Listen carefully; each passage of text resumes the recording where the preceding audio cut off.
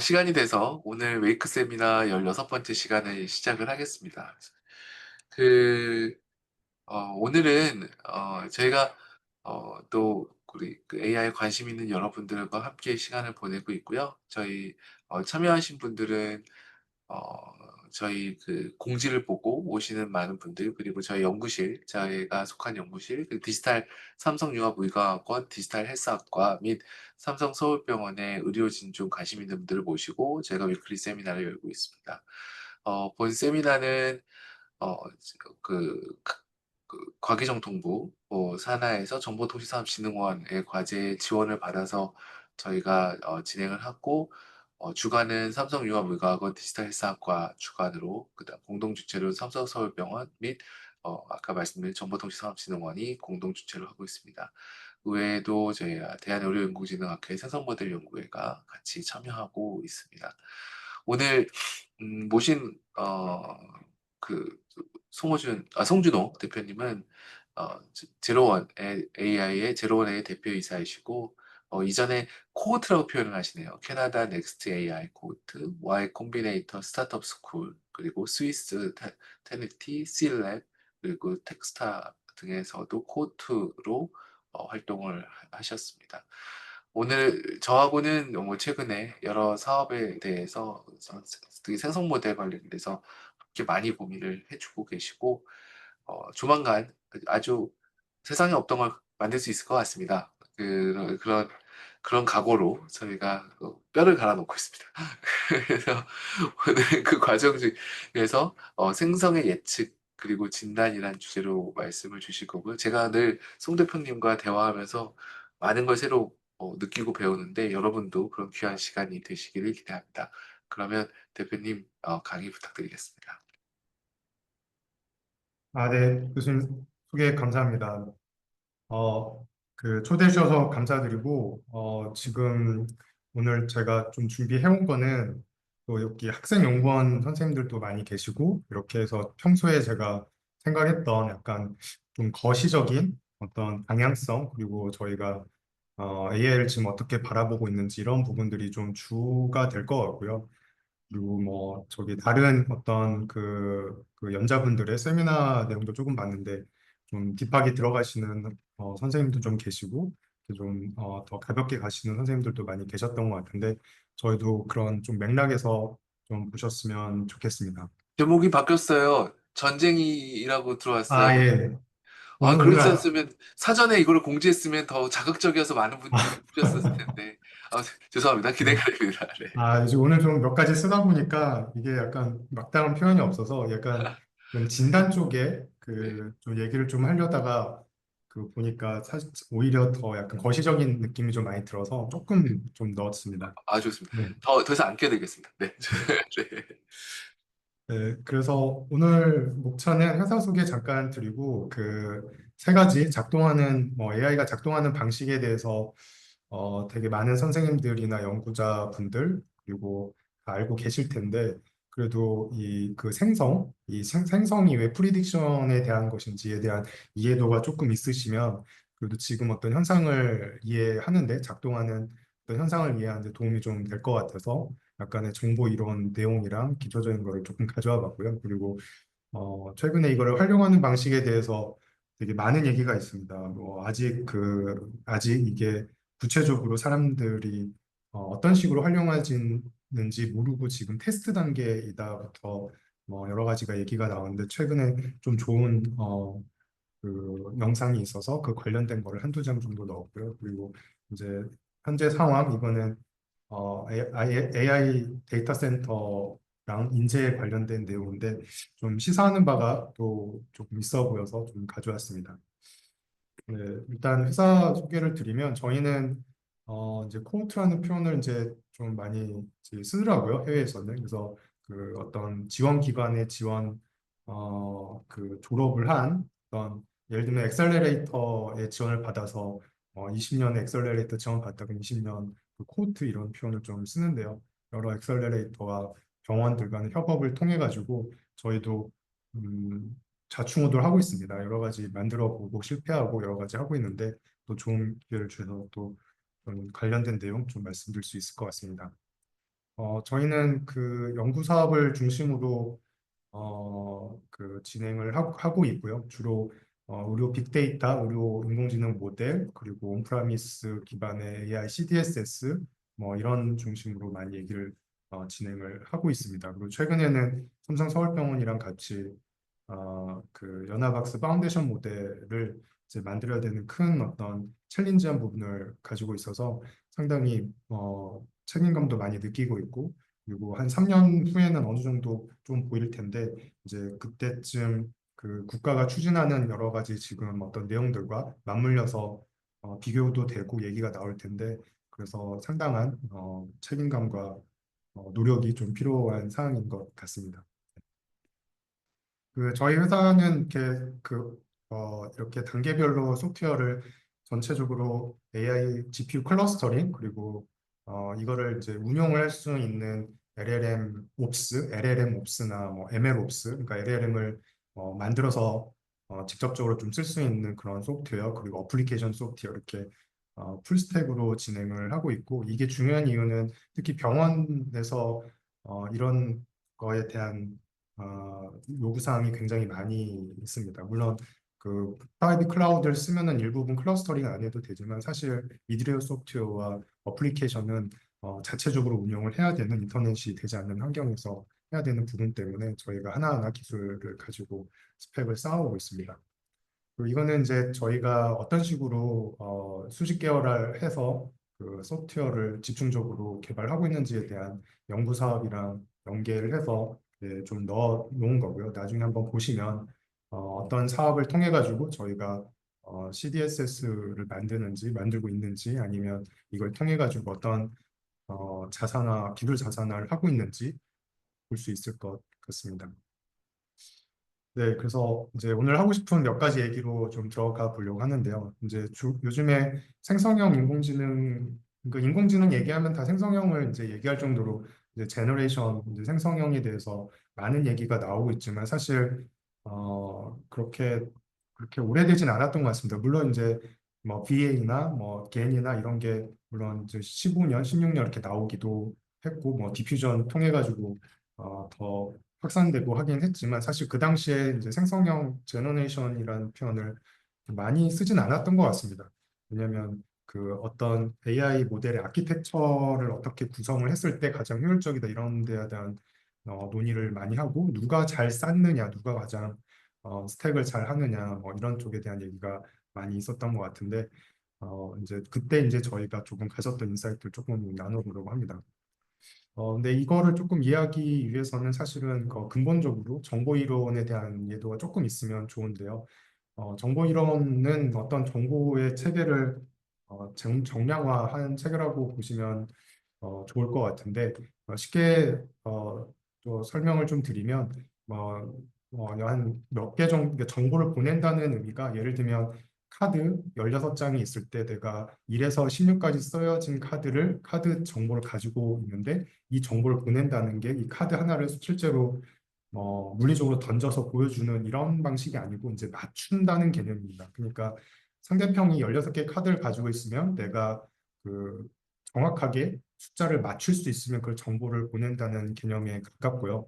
이제 그러면은 좀 문제는 조금 더 간단해집니다. 왜냐하면 16장의 카드면은 반절씩 나눠서 8보다 커, 작아 그거 한 번 거치고 4보다 커, 작아 한 번 거치고 2보다 커, 작아 뭐 한 다음에 바로 맞출 수가 있거든요. 그래서 바이너리로 이렇게 4번 정도 질문을 정확하게 내가 이렇게 20곡이죠. 이렇게 해 가면 이거를 이제 정보량이라고 하고 그리고 이거를 전체 그 정보의 어떤 숫자 표현으로 합니다. 그리고 전체 16 그 전체 값을 이제 메시지 스페이스라는 표현을 통해 가지고 얘기를 하고 그리고 하나의 그 어떤 정보량이 표현될 수 있는 게 확률로 표현이 또 될 수 있거든요. 예를 들면 주사위는 6분의 1, 하나가 나올 확률이 6분의 1이지만 리얼 월드에서 대부분은 이 확률값이 개별적으로 조금씩 다 다릅니다. 예를 들면 어떤 단어의 첫 글자가 알파벳 26개 중에 첫 글자가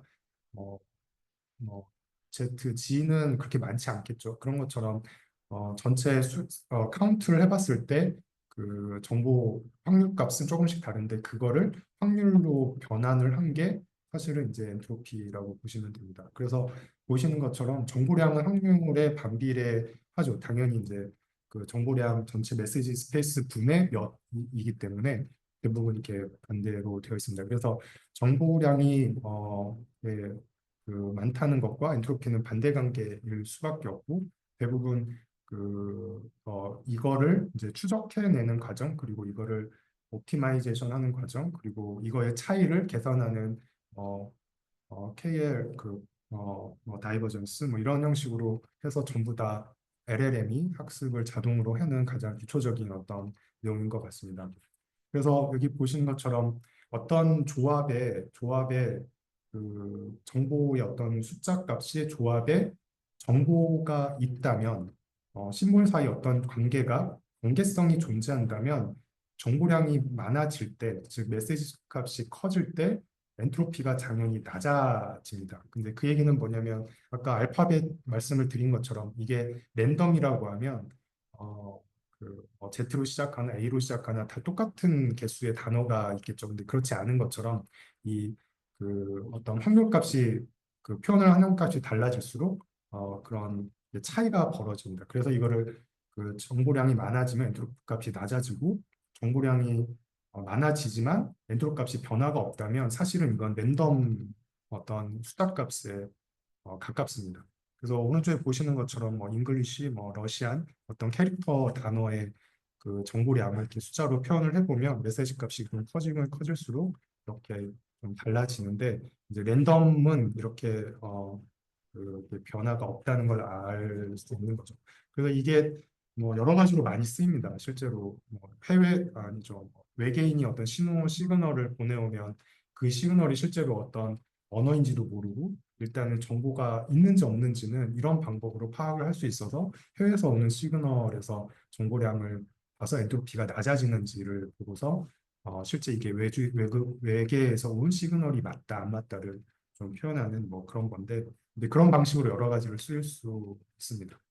그래서 약간 그 생각을 조금만 놔두시고 다시 이제 모델링 쪽으로 조금 들어가면 우리가 모델링을 한다는 얘기는 뭐 AI CDSS 만들거나 뭐 여러 가지 할 때도 마찬가지인데 이런 로 데이터를 트레이닝 데이터로 정제하고 바꾼 다음에 이제 데이터의 형태를 뭐 나누기 곱하기 뭐 이렇게 해서 그 독립변수랑 매칭을 시켜서 가지고 있는 어떤 형태인데 근데 그거를 관계함수를 만드는 과정이 이제 모델링 과정이라고 보시면 됩니다. 그래서 뭐 LLM이 꼭 아니 그 뭐 CNN 뭐 이런 딥러닝이 아니더라도 사실 정통적으로 굉장히 많았던 방법이고 그리고 이 관계함수를 만드는 어떤 인사이트가 수학적인 모델링일 수도 있고 연역적인 어떤 방법일 수도 있고 귀납적인 방법일 수도 있고 뭐 똑같은데 그 딥러닝 테크닉을 쓸 수도 있고 뭐 여러 가지가 있습니다. 어쨌든 기본적으로는 이 관계함수를 만드는 거고 이 관계함수를 만드는 과정 속에서 뭐 하이퍼 파라미터도 있고 그리고 뭐 모델 종류도 쓰고 뭐 여러 가지를 통해 가지고 진행을 하게 됩니다. 그래서 이 관계함수들 간의 내용을 가지고 실제로 뭔가 인퍼런스를 한다면 y 값이 모르는 상태에서 이 독립변수를 넣어서 어떤 함수에 통과시켜서 무언가를 y-값을 예측을 하는 방식이 사실은 예측 모델이고 그리고 하나의 관계 함수를 만드는 방법이고 이제 그거를 딥러닝이 정말 잘한다. 이 하이퍼 파라미터가 조합이 너무 많지만 다 GPU로 돌려보면 그것도 할 수가 있고 뭐 이런 방식으로 해서 진행이 되는 어떤 과정인 것 같습니다. 그래서 조금 더 이걸 확장해서 생각을 해보면 아까 말씀드렸던 것처럼 어떤 정보의 조합은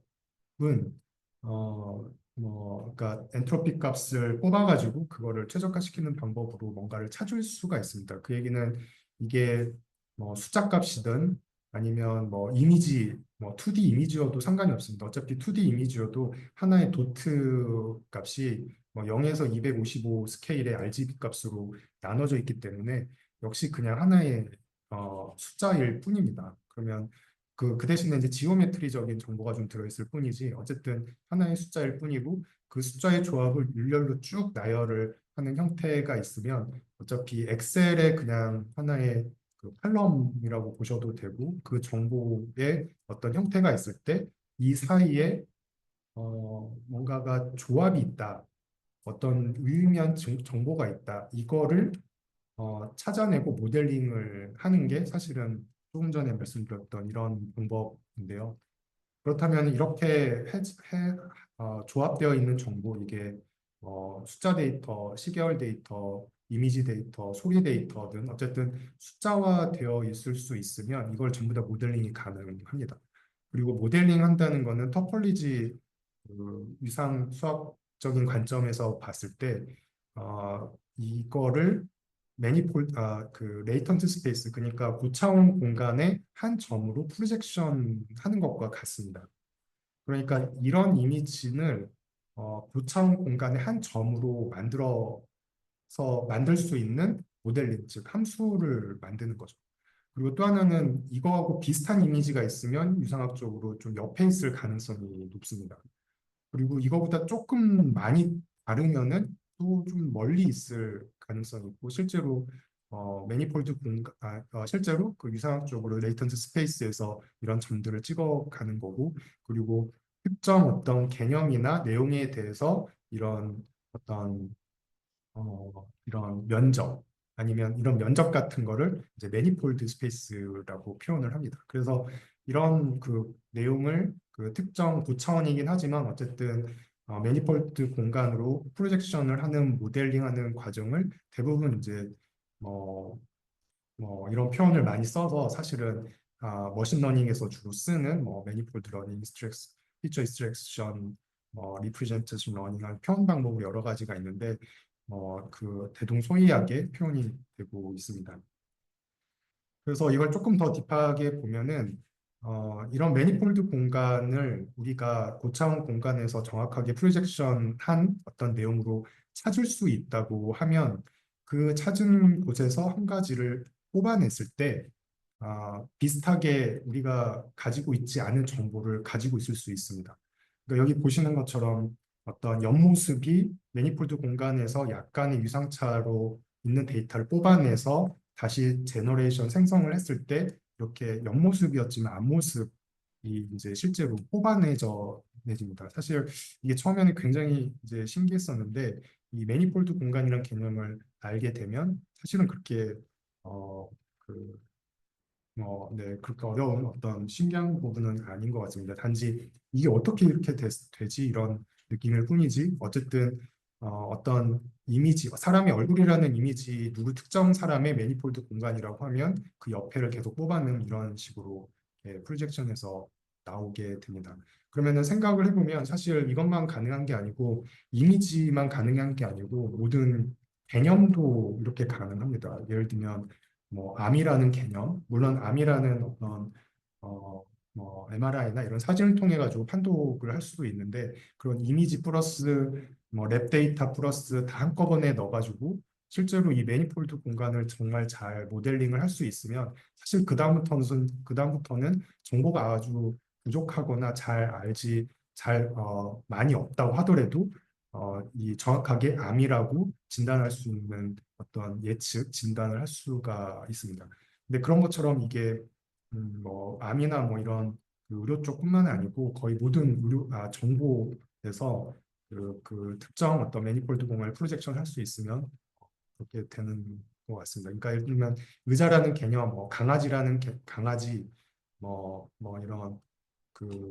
여러 가지 우리가 알고 있는 이미지, 형상, 개념 전부 다 이런 형식으로 그 데이터가 충분하고 그리고 그런 데이터를 통해 가지고 함수로 저런 모델링을 할 수 있으면 이제 그런 방법이 좀 가능하다는 거죠. 그래서 한 가지 예를 좀 들어보면 이 전체 그 레이턴트 스페이스 잠재 공간에서 매니폴드 공간을 프로젝션을 잘 했다고 하고 이 프로젝션 공간은 골프를 스윙하는 모습이라고 그 생각을 해보시면 유상학적으로 사실 여기서부터 스윙을 뒤로 이렇게 하면은 여기서 갔다가 이렇게 오는 어떤 형태였을 때 이 이미지 중간에 있는 이미지를 이 매니폴드 공간에서 뽑아가지고 시각화를 해볼 수가 있는데 이 매니폴드 공간이 아닌 다른 이 공간, 어, 위치적으로는 더 가까운 공간이죠. 이 사이가. 여기서 이렇게 뽑아보면 사실은 좀 이상한 이미지가 나옵니다. 이렇게 좀 어색하죠. 근데, 어, 그, 좀 실제적으로 가깝진 않지만 매니폴드 공간 상에 위치한 점을 뽑아보면은 정확하게 클리어하게 나오는 것을 볼 수 있는데요. 네, 이렇게 이런 것처럼. 그래서 이 매니폴드 공간의 프로젝션 안에서 어떤 형상이 움직일 때 이 우리가 가지고 있는 정보의 정확한 내용을 이제 뽑아내거나 알아내거나 뭐 이렇게 할 수가 있습니다. 네, 그 얘기는 이거를 만들어내는 과정이 굉장히 어렵고, 그리고 이거를 만들었을 때 이제 쓸 수 있는 방법은 아까 말씀드린 것처럼 이걸 수없이 많이 제너레이션해서 쓴다고 하면은 우리가 가지고 있지 않은 정보, 적은 정보여도 굉장히 많은 정보를 예, 할 수가 있습니다. 마치 뭐 샘플링 하듯이 특정 디스트리뷰션에서 샘플링 해가지고 우리가 뭔가 정보를 쓰듯이 어떤 개념, 어떤 내용 이런 거를 다 제너레이션해서 쓸 수가 있는 거죠. 그래서 이제 다시 이걸 조금 더 좀 생각을 해보면 이제 제너레이티브 모델링은 프리딕션이다 이런 표현을 예전부터 뭐 많이 좀 했었습니다. 그러니까 무슨 얘기냐면 그 아까 말씀드린 것처럼 그 제너러티브 모델링을 해서 잘 만든다는 얘기는 우리가 정보를 많이 가지고 있지 않은 상태에서도 굉장히 정확하게 뭔가를 만들어내고 그거를 타임라인이면 그걸 예측을 이제 할 수 있고 타임라인이 아니면 이제 그걸 정확하게 진단을 이제 할 수 있다는 거죠.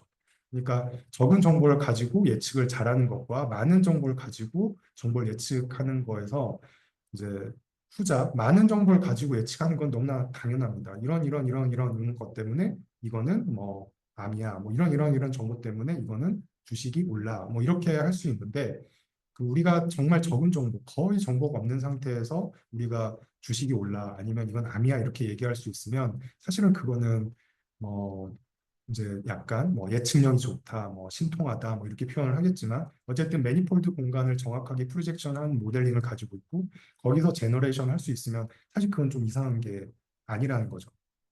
그래서 좀 더 크게 생각을 해보면 영화 마이너리티 리포트를 이제 보신 분들도 많이 계시겠지만 뭔가 살인이 발생하기 몇십 분 전에 이제 예측을 해서 그걸 막는 어떤 영화인데 너무 황당무계하죠, 사실. 좀 말이 안 되고. 근데 이 사람들이 이런 매니폴드 살인에 대한 어떤 매니폴드 공간과 시간과 사람이란 어떤 한정적인 조건이 되어진다면 되게 적은 정보 안에서 무언가를 제너레이팅 했을 때 예측 정확도가 굉장히 높아질 가능성이 높습니다. 그래서 실제로 이게 얼마나 진행될지는 잘 모르겠지만 전 세계에 있는 뭔가를 전부 다 지금 이렇게 제너레이션하고 메인폴드 공간을 만들려고 하는 노력도가 있는데 잘 안 되는 이유가 이걸 만들기가 어렵고 잘 안 되긴 하는데 이제 최근에는 좀 많은 것들이 좀 잘 되고 있는 것 같은데요. 어쨌든 이제 그런 맥락에서 뭐 여러 가지 예측을 한다는 거, 여러 가지 진단을 한다는 거, 그리고 그걸 이용을 한다는 게 사실은 좀 허무맹랑해 보이지만 왼쪽을 가린다면 그렇지만 이 공간이 뭐 이상학적으로 맞다고 받아들여지고 뭐 이렇게 된다고 하면 사실은 그게 크게 이상하지 않을 수 있습니다. 네. 그래서 이제 대부분 어떤 뭐 전문가, 뭐 인사이트 하신 분들 그리고 바둑을 제일 잘 두는 사람들 뭐 이런 분들은 사실을 여기에서 이기는 바둑 어떤 방법 아니면 무엇을 정말 정확하게 진단하는 것 이런 거에 대한 그 나름대로의 인사이트 매니폴드 공간을 가지고 있는 거죠. 근데 이거를 그렇게 모델링을 해서 이걸 만들 수 있다고 하면 수많은 샘플링을 통해서 사람들이 시도하지 않았던 새로운 기보, 새로운 인사이트, 새로운 전문 지식이 굉장히 많이 나올 가능성이 매우 높습니다. 그래서 지금 많은 하는 얘기들이 이런 부분들이 잘 형성이 되고 되었을 때 사람이 시도하지 않았던 방법들 그리고 모델링 그리고 뭐 신약 개발을 하기 위한 실험적인 방법을 가속화 이런 부분들이 다 된다고 하는 어떤 그 예측 안에 들어오는 게 바로 이런 부분들 때문인 것 같습니다. 굉장히 좋은 어떤 모델링이 되면 거기서 제너레이션을 했을 때 굉장히 적은 정보여도 그걸 굉장히 인사이트하게 다 뽑아낼 수 있다는 거죠. 그것도 무한히.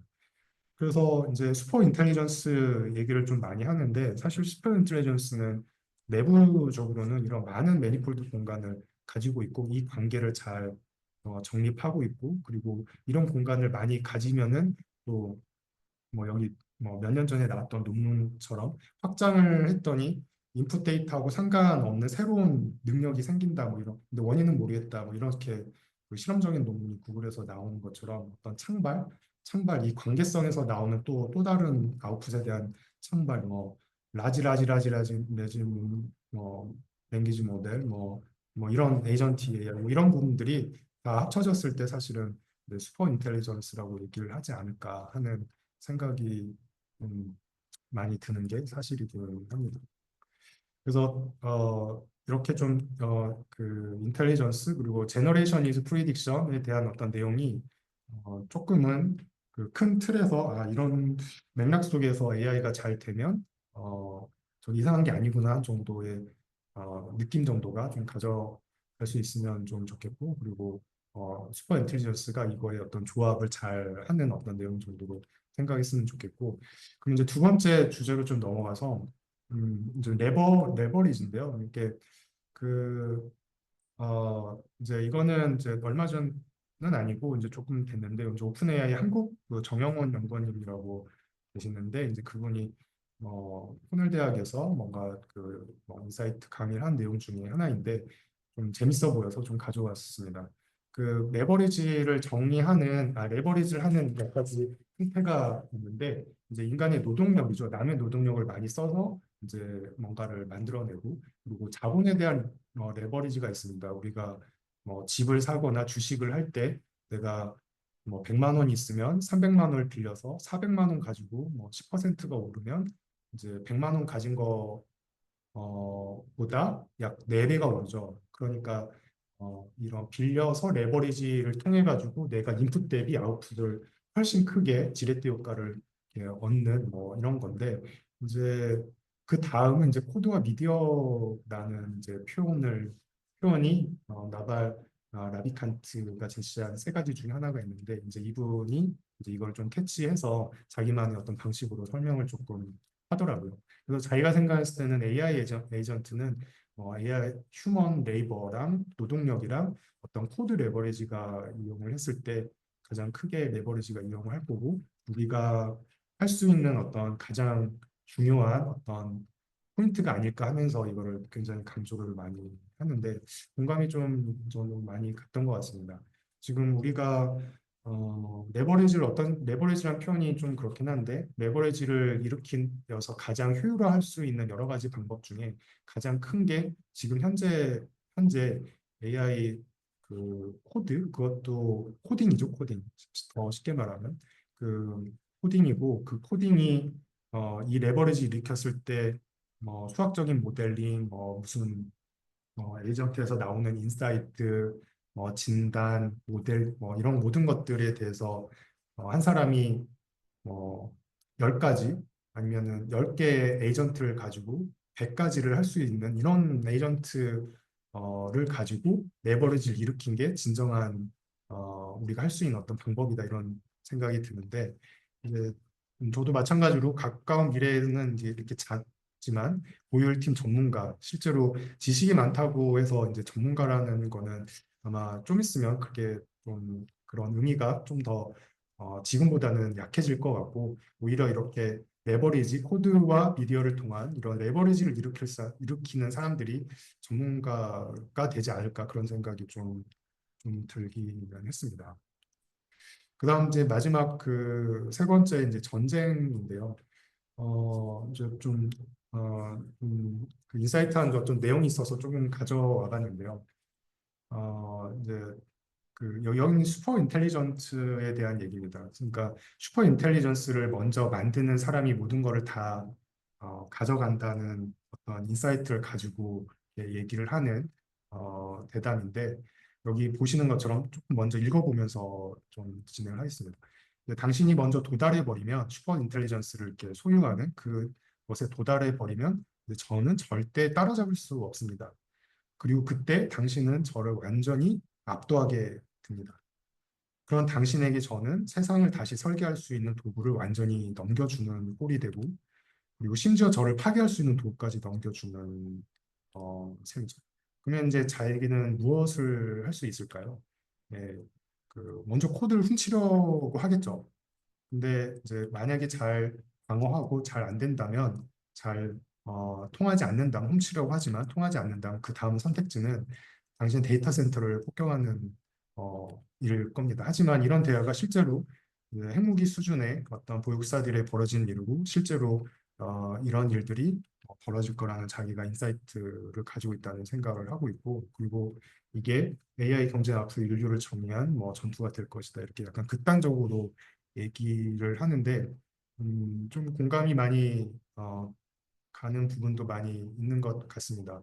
아까 말씀드린 것처럼 이 슈퍼 인텔리전스에 대한 얘기가 이렇게 되게 스물스물 굉장히 많이 나오는데, 작년만 해도 무슨 저기 인텔리전스 AGI 뭐 이런 얘기를 했는데, 지금 정말 가능할 것 같다는 생각이 들 정도로 많은 사람들이 얘기를 하고 있고, 그리고 이제 빅테크 기업들이 이걸 앞장서서 좀 하고 있는 것 같습니다.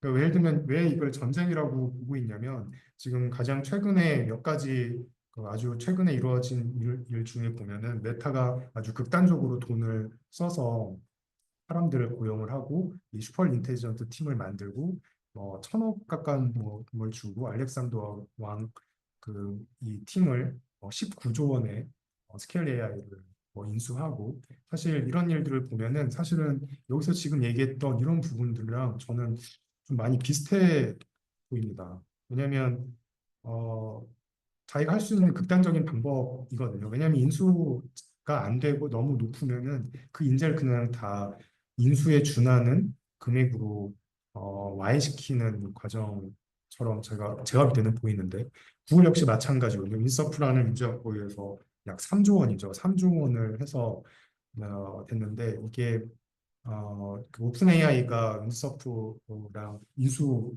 얘기를 하다가 구글이 이거를 무산시켜버린 거거든요. 그 중간을 다 하이제킹 하는 바람에.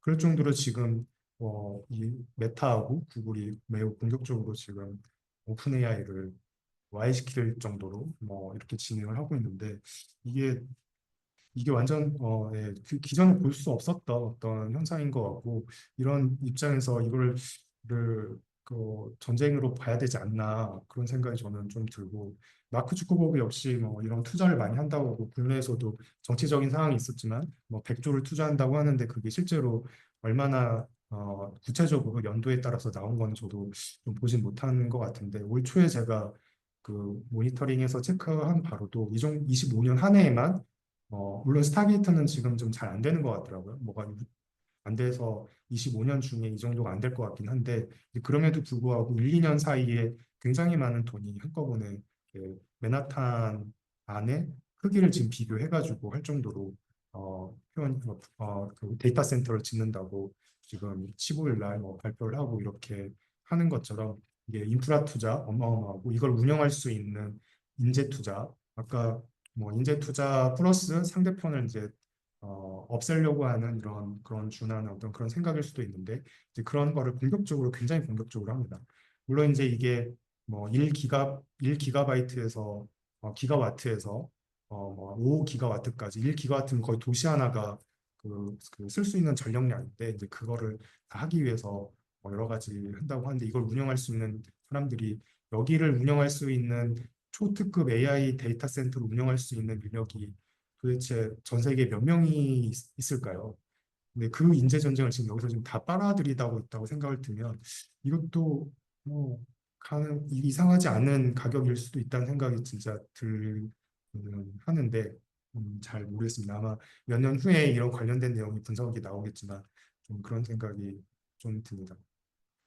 그래서 마지막으로 생각을 해보면, 의료 쪽도 마찬가지인데, 아까 맨 처음에 말씀드렸던 것처럼 실제 이해가 안 되는 것을 어떻게 진단 영역으로 받아들이나, 아까 말씀드린 것처럼 그 슈퍼 인텔리전트나 아니면 매니폴드 공간을 정확하게 프로젝션하고 있는 모델링에서 나오는 제너레이션이라고 하면 이거를 그렇게 큰 어떤 인풋 데이터가 아니어도 정확하게 나온다고 하면 진단 영역에서 이걸 받아들이기가 쉽지 않아 보이는데 이제 그게 이제 법과 제도 뭐 이런 것들이 다 함께 움직여야 될 텐데 쉽지 않아 보이고 그리고 이제 두 번째는 뭐 이런 슈퍼 인텔리전트를 내재화하고 이렇게 사용하는 레버리지 하려는 사람들이 얼마나 많이 있을까 그리고 그런 인식 변환이 정말 우리는 가지고 있나 아니면 계획이나 자본이 어, 전쟁에 준하는 어떤 내용으로 생각을 하고 있나 생각을 해보면 생각보다 그렇게 저 역시도 많지 않은 것 같습니다. 어떤 이제 과제 중심으로 돌아가고 그리고 어떤 서비스 중심으로 돌아가고 그리고 거기에 대한 자금 확보로 돌아가고 이랬을 때 정말 큰 그림을 그리고 거대 저런 빅테크나 아니면 거대 정부기관이랑 같이 움직여가지고 뭔가 큰 그림을 그릴 수 있는 인식 변환부터가 있어야 될 것 같은데 그게 그렇게 쉽지 않아 보이는 게 사실이긴 합니다. 그리고 또 세 번째는 이거는 이제 그모 인터뷰였나요? 뭐 이렇게 영상을 보다가 뭐 그 이제 수사 어떤 검사가 이제 수사는 스포츠하고 전쟁 그 중간 어디에 있다 뭐 이런 표현을 하면서 뭐 얘기를 했다고 해서 좀 흥미롭게 들었었는데 즉 그겁니다. 이제 스포츠는 규칙이 있어서 내가 이기더라도 룰을 따르지 않으면 이제 지게 되는 거죠. 그래서 이제 그런 스포츠고 하지만 전쟁은 사실 룰이 없습니다. 그리고 룰을 지키는 것 자체가 이제 바보고, 그리고 전쟁에서 무조건 이겨야 되고, 이제 이긴 사람이 모든 걸 다 가져가기 때문에, 이게, 그 가짜 정보부터, 속이는 거, 이런 게, 모두 다, 그, 어, 다 하면서 이제 어떻게든지 이기려고 하는 거죠. 그러니까 룰이 없이 무조건 이기는 게 중요한 거죠. 그래서 근데 이제 우리는 스포츠를 하고 있는 전쟁을 하고 있는지 스포츠 뭐라고 생각을 들면 뭐 모든 정보는 전부 다 개인 정보고 그리고 IP가 있어서 침범하면 안 되고 이렇게 하고 있는데 사실 빅테크 기업 모든 모델링 만드는데 지금 다 까발려지고 있죠. 그 데이터를 전부 다 수집을 해서 어, 책이나 이런 데서부터 수집을 하고 해서 다 만들었다. 그리고 아직 밝혀지지 않은 것도 어마어마하게 많고요. 근데 아니면 이게 아니면 우리는 전쟁터에서 스포츠를 하고 있나 약간 이런 생각도 듭니다. 남들은 전쟁하고 있는데 우리는 스포츠하고 있는 마인드를 갖고 있지 않나 약간 좀 그런 생각도 좀 들기는 합니다. 너무 좀 극단적으로 좀 말씀드려가지고 좀 그렇기는 하고 그리고 무료라는 책에는 사실 이런 잣대로 들이밀기에는 좀 다른 점이 많이 있는 건 사실인데 AI 자체에 대한 거를 우리가 슈퍼 인텔리전스를 우리 내부에서 내재화해서 레버리지 하려고 하면 상당 부분은 이 스포츠와 전쟁 사이에서 왔다 갔다 하는 그런 마인드는 좀 반드시 필요하지 않을까 그런 생각이 좀 들기는 합니다. 근데 네, 이상으로 네, 그 발표는 마쳤고요. 38분 정도 이렇게 시간을 썼는데요. 혹시 질문 사항이나 좀 논의하고 싶은 사항 있으면 또 얘기를 해주시면 좋을 것 같습니다. 네, 감사합니다. 송준호 대표님. 그, 굉장히, 제가 듣기로는 굉장히 이과적인 내용을 굉장히 문과적으로 표현을, 어, 잘 해주신 것 같아요. 그래서 어려운 기술적인 내용을 조금, 쉽게 저희가, 기술 전문가가 아니어도 이해할 수 있게 말씀을 주신 것, 감사드립니다. 혹시, 저희 같이 듣고 계신 온라인에 계신 선생님들도 궁금하신 게 있으시면 자유롭게 채팅창 통해서 혹은 마이크를 켜시고 말씀 부탁을 드립니다. 그, 온라인이나 여기서 질문 저 궁금한 게, 지금은 아까 말씀 좀 거대한 그런 자본, 이런 것들이 만들어지고 있어서 이제 이런 걱정이 드는 거예요. 저희가 마이크로소프트가 워드 프로세서를 만들고 있는데 이미 굉장히 빠른 속도로 이제 지금 워드는 그 오피스는 너무 오래됐지만 어쨌든 그게 만들어 가고 있는데 우리가 뭔가 작게 여기서 뭘 만드는 게 무슨 소프트웨어를 우리가 뭐 메모장 등의 기능을 더해서 더 만드는 게 무슨 의미가 있나 이런 고민도 있는 것 같아요. 그래서 사실 그 또 반대로는 마이크로소프트 워드에 사실 우리가 익숙해져서 그렇지 우리가 꼭 필요한 기능이 없는 것들도 있거든요. 그래서 아주 옛날 세대들을 호출해 보면 훈민정음이라는 아주 훌륭한 소프트웨어도 있었습니다. 그 당시 굉장히 좋았어요. 그, 그 아주 아주 좋은 그런 그 폰트와 그런 기능들을 가지고 있었는데 뭐 그런 것도 의미가 있는 거죠. 이제 저희가 최적화된 이런 그 두 개 사이에서 어떤 전략으로 우리가 가면 좋을까요? 사실 저도 뭐 정확한 그 정답은 가지고 있지 않고 아마 이거는 뭐 많은 분들이 또 고민을 많이 하는 부분인 것 같긴 합니다. 그리고 사실 뭐 한글도 사실 말이 많기는 하죠. 뭐 그게 우리나라를 위해서 라는 어떤 표현도 있지만 또 굳이 또 이렇게 하는 경우도 있고 그리고 역시 네이버 역시 전 세계에서 몇 안 되는 검색 엔진을 가지고서 하는 거여서 좋다고도 얘기하지만 또 어디 한편으로는 뭐 일본이나 뭐 유럽이나 또 굳이 뭐 뭔가 그 빅테크 기업 구글이나 뭐 이런 쪽에 다 잡아먹힐 것처럼 그렇지만 사실 또 그렇지 않고 협업하면서 가는 경우도 있고 그리고 그 밑단에는 또 여러 가지 뭐 세금 문제 뭐 이런 것도 있어서 서로 공격도 하고 여러 가지가 있어서 좀 좀 답을 내기는 조금 어렵지만 근데 한 가지 좀 다른 관점에서 봤으면 하는 거는 만약에 우리가 슈퍼 인텔리전스라는 게 만들어진다고 하면 지금 같은 어떤 생각으로는 조금 다르게 봐야 되지 않나 약간 그런 생각은 가지고 있습니다. 만약에 이 정도 급이 아니고 뭐 하나의 중요한 뭐 어떤 어플리케이션, 뭐 기술, 뭐 아니면 뭐 이러면 잘 모르겠지만 이게 전쟁에 준하는 만약에 이게 그 정도의 파급 효과가 있다는 전제하에 뭐 물론 그것도 아니라고 하는 사람들은 굉장히 많이 있는데요. 이게 뭐 핵이라는 어떤 그런 그 이슈라고 동급이라고 보고서 생각을 하면 많은 부분들이 좀 다르게 보여지는 내용들이 좀 있거든요. 말 그대로 스포츠와 전쟁이라는 표현도 약간 그런 건데. 그래서 사실은 뭐 답변을 어떻게 정확히 저도 뭐 말씀드리기는 어렵지만 내재화는 분명 해야 되지 않을까 그런 생각이 좀 많이 들고 그게 정말 슈퍼 인텔리전스는 아니더라도 거기에 준하는 걸 계속 뭔가는 해 나가야 되는 게 맞고 그리고 특히 또 의료 쪽에서는 뭐 모든 다른 산업도 마찬가지긴 하지만 그 AI가 그래도 많이 못 들어오는 영역이 또 의료인 건 맞는 것 같거든요. 이게 데이터가 다른 데보다는 그렇게 많이 그 밖으로 웹상에 돌아다니지 않는 어떤 부분 때문에 그럼 이 주도권을 이제 병원이 좀 가져가야 되는 게 또 맞지 않나. 그리고 그 충분히 그렇게 할 수 있는 어떤 좋은 위치에 있지 않나 그런 생각이 좀 드는데 역시 마찬가지로 이제 다른 기술과 인프라가 부족하기 때문에 아니면 이런 인식 변환이 좀 잘 안 돼서 좀 하지 못하는 그런 부분들이 좀 있는 것 같습니다. 그래서 네, 어려운 사실은 그냥 어려운 화두였는데 풀어주셔서 감사합니다. 네, 그 학생 혹은 지금 새롭게 AI를 연구하는 그런 분들에게 더 큰 걱정일 거예요. 그래서 그러니까 전쟁 표현을 하면 내일 모레 전쟁이 나는데 지금 당장 우리가 뭐 이 수학 혹은 과학 기술을 배우는 게 무슨 의미가 있나? 어, 이게 새로운 이제 전쟁이 난다는 거는 사실은 그런 사회를 움직이는 모든 패러다임과 저희가 일상이 변화한다는 뜻으로 저는 이해하고 있습니다. 뭐 통화 가치부터 우리가 하는 모든 룰이 다 바뀌는 그런 개념이라면 그러면 사실은 공부하기 싫을 것 같아요. 그래도 뭔가 준비하고 싶다고 한다면 어떤 걸 준비하면 좋을까요?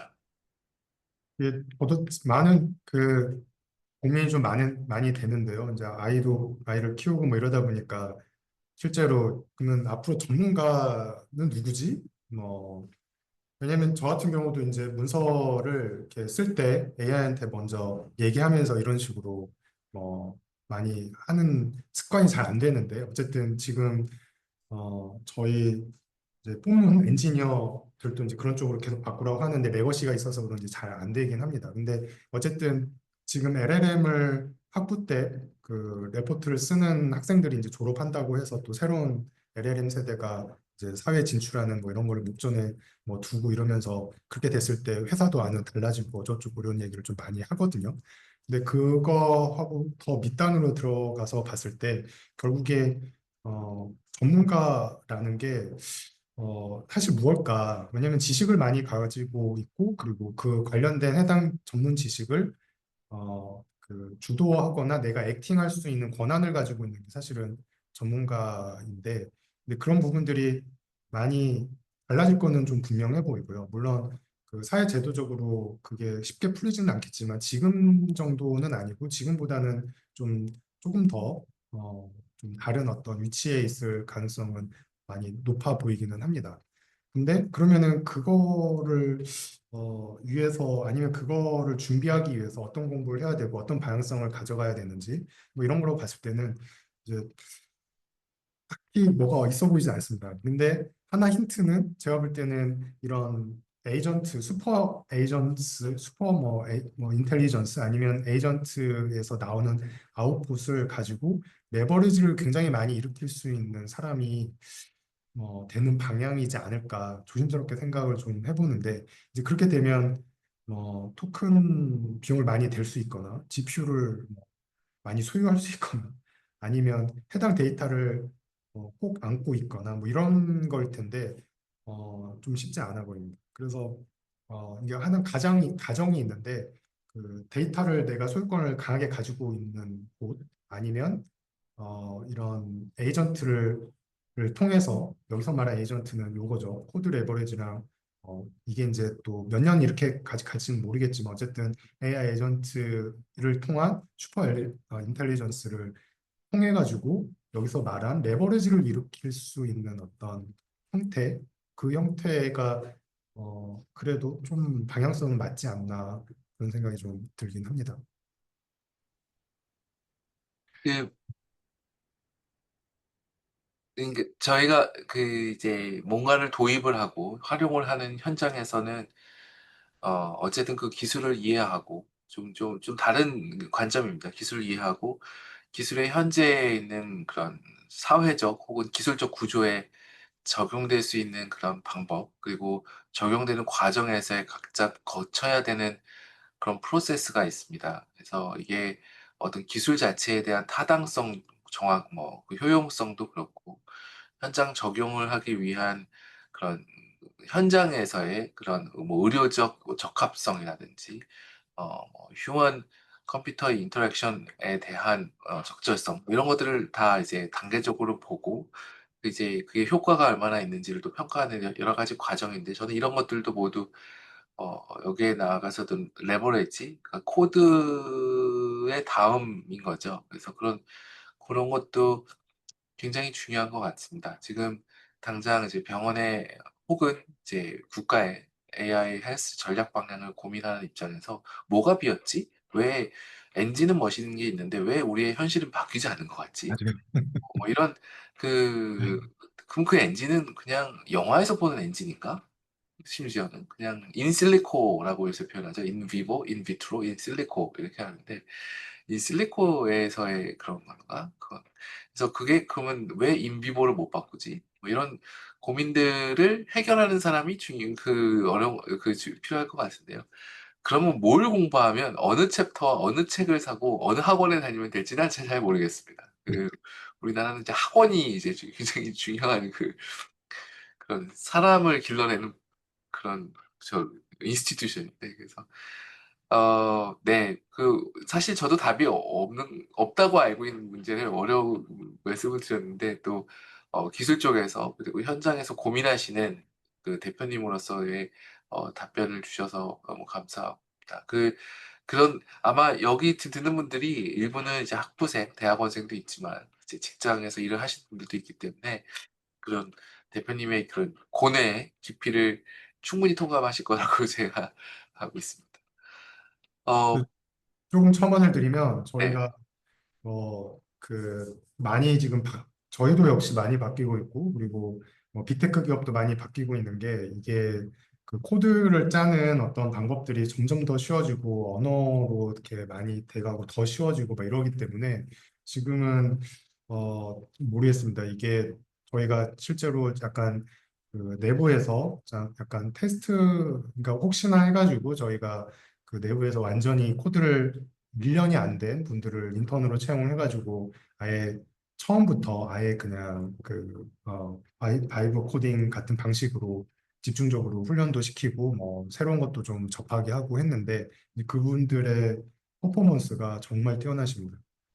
그 얘기는 뭐 3년, 5년 이렇게 코딩 한 분들만 면접 기회가 이제 저희는 보통 있었거든요. 아니면 이전에 파이썬을 조금 하셨거나 아니면 고 랭귀지를 좀 잘 하시거나 이런 중심으로 저희 모든 게 포커스가 맞춰져 있는데 지금은 이렇게 매니징하고 이렇게 뭔가 관리할 수 있는 능력, 그 리딩할 수 있는 능력, 그리고 이걸 말로 자세하게 풀어쓸 수 있는 능력, 이게 생각보다 지금 되게 중요하더라고요. 그래서 네, 그런 분들이 하는 한 팀이 있고 이제 레거시처럼 원래 코드를 정말 잘 짜시는 이런 팀들이 이제 같이 이렇게 움직이시는데 앞으로 뭐 둘 다 사실은 어느 한쪽이 좋다고 얘기하기가 좀 어렵습니다. 왜냐하면 바이브 코딩에 대한 것들이 확실히 한계가 좀 있고요. 완성도 측면이나 그리고 상업 레벨로 올라가고 사람이 쓸 수 있는 레벨로 올라가면 데모 수준은 상관이 없지만 완전히 그걸 잘 알지 못하면 그 완성도가 나오지 않거든요. 근데 이제 속도 면에서는 굉장히 빠르고 뭔가 리서치하고 하는 내용들은 좀 좋은 어떤 부분이 있고, 근데 기존 이제 코더 분들은 뭐 코드는 좀 뭐 많이 잘 짜지는지 이런 게 익숙치 않으니까 이제 정확하게 명령을 내리고 말로 정확하게 받고 매니징 하는 게 이제 생각보다 연습이 좀 필요하고 좀 잘 안 되더라고요. 그래서 이제 그런 중간 단계에 좀 저희는 있는 것 같은데 아마 이 부분은 거의 모든 기업들이 다 고민을 조금 하고 있는 것 같아서 아마 좀 만약에 이런 AI 엔지니어나 이런 쪽으로 가시기 위해서는 뭐 둘 다 조금 준비를 하셔야 되는데 에이전트를 많이 쓰시는 능력이 향후엔 조금 더 좀 중요할 것 같기는 합니다. 그래서 대표님께서 저희 사실은 이어지는 오늘 웨이크 세미나가 오늘 2시간인데요. 두 번째 시간은 거의 네. 홍보를 해주신 셈입니다. 두 번째 시간은 조금 뒤에 쉬는 시간 가지고 5시에 시작을 할 텐데 하이브리드로 할 거고 그때는 잉글리시 그 영문학을 하시는 분이 강의를 하십니다. 아, 하버드 네. 대학의 영문학 교수님이십니다. 사실 석좌 교수님이신데요. 굉장히 유명한 분이신데 그래서 랭귀지에서 그러니까 랭귀지는 휴먼 코드죠. 그래서 사실 어, 가장 오래되고 가장 많이 연구된 코드는 휴먼 코드죠. 컴퓨터 코드가 아니라. 그래서 그런 코드, 그러니까 휴먼 랭귀지의 입장에서 이런 것들을 바라보시는 것도 굉장히 의미 있을 것 같습니다. 그래서 아까 말씀드린 두 가지 트랙이 다 있는 것 같아요. 양쪽에 이제 휴먼의 랭귀지와 이제 머신의 랭귀지를 갖다가 어떻게 넘나드느냐, 이런, 그걸 각각에 어떻게 파고드느냐, 이런 게, 굉장히 오늘, 그런 면에서 오늘 두 강자가 굉장히 전략적으로 배치가 된 것 같습니다. 의도하지 않았는데요. 저는 세상은 운명대로 흘러간다고 믿습니다. 세 번째 코드네요. 운명은 하나님의 코드니까, 신의 코드니까,